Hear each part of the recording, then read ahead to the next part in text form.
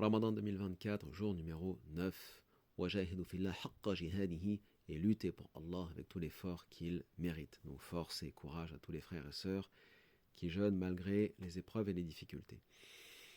Toujours est-il, je voudrais pousser un petit coup de gueule, comme on dit un peu volontairement. Moi, je ne comprends pas, par rapport à ce qui se passe dans notre communauté, par rapport à l'islamophobie, par rapport au racisme, par rapport à Gaza, la Palestine, etc.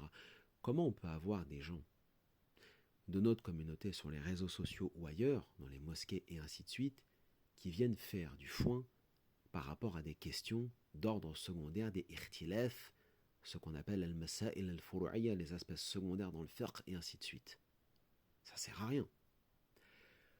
On peut ne pas l'aimer, mais Sheikh al-Qaradawi rahimahullah avait écrit un article assez intéressant il y a plus d'une dizaine d'années dans lequel, enfin le titre de l'article c'était la spéculation ou quelque chose comme ça sur ce qui relève des ramifications. Al-Furu'iyya est une perte de temps.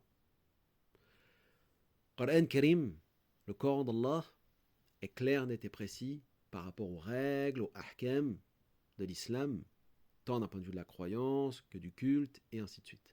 On sait ce qu'on a à faire. On sait ce qui est bien, on sait ce qui est mal, et on sait ce que nous voulons, et ce que nous ne voulons pas, pour nous-mêmes et pour l'humanité. Allah Ta'ala nous dit Qu anfusikum wa ahlikum, préservez-vous et vos familles, d'un feu, des flammes de l'enfer. Comment on se préserve? On se préserve par la foi, la piété, at-taqwa, et ainsi de suite. Le but du jeûne, la finalité du jeûne, on l'a rappelé. Kutiba alaykum as-siyam, on vous a prescrit le jeûne, kama kutiba ala alladhina min qablikum, comme on l'a prescrit à ceux qui vous ont précédés, donc c'est-à-dire des générations antérieures, lesquelles est-ce que tous les prophètes et tous les messagers envoyés par Dieu subhanahu wa ta'ala ont toujours jeûné? Certains le disent, d'autres le... Bon, peu importe. Mais en tout cas, ce que nous dit le verset, c'est que des générations antérieures ont reçu de la part d'Allah Ta'ala la prescription du siyam, du jeûne. Donc le jeûne n'est pas de nouveauté pour ceux qui ont suivi et qui continuent de suivre le prophète Mohammed sallallahu alayhi wa sallam. C'est quelque chose qui existait déjà. Mais c'est quoi la finalité? Le verset se poursuit. La'allakum tattaqun.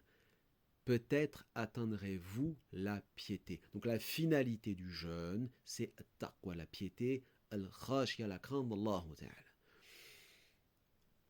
À un moment donné, pourquoi on pinaille et on bigote encore comme des talmudistes, c'est le cas de le dire en plus, ces tendances-là, sur des textes, des hadiths, des athars, des fatwas, ça sert à rien. On a un Coran qui est clair. Ya ayyuhalladhina amanu udkhulu fis-silmi kafatan. Oh vous qui croyez, oh les croyants, entrez en islam, silmi, l'islam, la paix, complètement. Kafatan. Voilà. Par exemple, on pourrait citer plein de versets. Donc, plus tu lis le Coran, et c'est le mois du Coran, Shahr Ramadan, le mois de Ramadan, c'est le mois du Coran. Plus tu lis le Coran, plus tu vas découvrir à quel point tout est clair entre ce qui est halal, haram, bien, mal, et ainsi de suite. Tout est, limpide. Vraiment la voie tracée par le Coran, la philosophie, si je puis dire, l'islam n'est pas une philosophie à proprement parler, mais la philosophie qui découle du Coran, d'abord est magnifique, subhanallah, de par sa nature, son origine divine, son essence divine, mais est extrêmement claire par rapport à ce qu'il nous est demandé. Même dans les récits des prophètes et des messagers, dans l'histoire de Moussa alayhi salam, de Ibrahim alayhi salam, de Isa alayhi salam, Jésus alayhi salam, etc., de Maryam, la Sainte Vierge Marie alayhi salam, etc., tous les exemples qu'ils nous ont donnés sont des exemples pour nous purifier, comme dit un passage d'un verset, « Wayuzakkihim » il, le prophète sallallahu alayhi wa sallam, je l'ai envoyé pour qu'il vous purifie par la bonne éducation, la bonne compréhension, la science, la foi, la spiritualité, mais la vraie science, pas la bigoterie, là, que nous voyons partout sur Internet, des milliards. Il y a combien d'avis à apprendre là par rapport aux jeunes, en termes de fiqh? Il y en a combien? 30 milliards. Donc, qu'en est-il du dentifrice? Qu'en est-il de... C'est quoi ce délire? C'est interminable. Et j'ai appris toutes ces règles, subhanallah, quand j'étais plus jeune. Mais ça m'a servi à rien. Plus on étudiait le fiqh, Moi, on avait de rouhaniya, de spiritualité. Moi, on avait de ibada ou de uboudiya, de servitude vis-à-vis d'Allah Ta'ala. Parce qu'on était piégé dans le fiqh. Le fiqh est devenu une secte. Il n'y a plus que ça. Je voudrais rajouter une chose qui me paraît essentielle. Les musulmans, il y a ça, mais il y a aussi les autres. C'est-à-dire ceux qui... On est en plein mois de Ramadan, c'est un mois de rassemblement. Allah Ta'ala nous dit, les croyants, al-mu'minun ikhwa, ne sont que des frères, les frères et des sœurs. Bon. Pardon, d'autres versets. Wa'tasimu bihablillahi jami'an wa la tafarraqu. Cramponnez-vous tous au câble d'Allah Ta'ala et ne vous divisez pas. Eux, ils viennent avec leurs histoires de minhaj, madhab, madrasa, université, kada. Des guignols, subhanallah, je suis obligé de le dire. Ils ont rien compris. T'as les Gazaouis, ils sont sous les bombes tous les jours, ils viennent te parler de madhab, d'école, de madahib ou de fatwa. Et ils vont dire que ce genre de vidéo, c'est du jahl, c'est de l'ignorance. Le frère, il n'a pas de rythme. Non, mais ils sont paumés. Hein. Ils sont complètement paumés. Mais quand ça va leur arriver un jour, les bombes sur la figure, là, ils comprendront ce genre de prêche ou de rappel. J'aurais terminé sur un point aussi qui me paraît essentiel. C'est quoi cette communauté où on a des frères et des sœurs aussi qui hurlent, qui crient, qui se font remarquer partout, dans les rues, etc., même en plein Ramadan, pour, comment dirais-je, pour se faire remarquer déjà, mais plus que ça. Il y a certains, on va dire, on va pas rentrer dans les détails, mais certaines. Vous êtes très forts, subhanallah, pour agresser les gens de votre propre communauté, pour parler mal avec les gens de votre communauté, pour insulter des passants, pour insulter le petit français, pas musulman, sans défense, etc. C'est facile de faire le cassos à la Courneuve ou je ne sais où, ou d'aller agresser des gens. Quand j'ai la Courneuve, je fais pas forcément référence à l'histoire du commissariat, mais bon, un peu quand même. C'est facile de faire le kéké dans la rue avec des gens, des monstres d'arifines, des faibles. C'est facile d'être dur, d'être plein de aïza, de qouwa, de fierté, de force avec des faibles. Mais quand on est face aux sionistes, face au système, face aux politiques, face aux vrais qui nous insultent et ainsi de suite, ceux qui appellent presque à de la violence physique contre nous, vous êtes où là?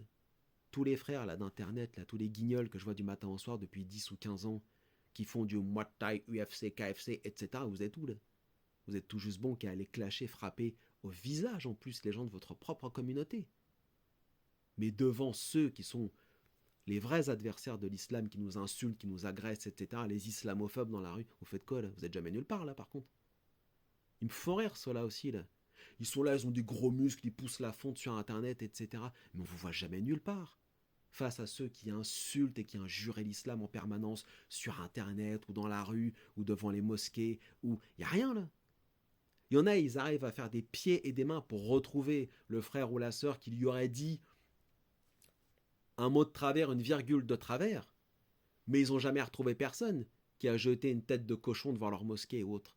C'est ça qui me fait rire. Alors moi, j'appelle à rien du tout, subhanallah, que les choses soient claires, mais c'est quand même...